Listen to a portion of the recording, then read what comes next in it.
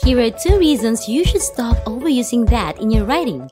First, it can be unnecessary. In many cases, you can simply omit that and the sentence will still make sense. For example, I think that she's a good person can be changed to I think she's a good person. Here's another example.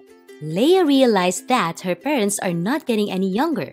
Without that, the sentence will be Leia realized her parents are not getting any younger. Second, overusing the word that can make your writing wordy and harder to read, and getting rid of that can allow you to get rid of even more words. Here's an example. The article that was published by John Smith was intriguing can be written as, the article published by John Smith was intriguing. The second sentence is more direct and easier to follow. It is also shorter by 2 words. Let's look at another example. The job that is being offered by the company pays well. This sentence can be written as, the job offered by the company pays well. Another greatly overused word is very. In this video, I'll explain why you shouldn't use the word very in your writing and what to do instead.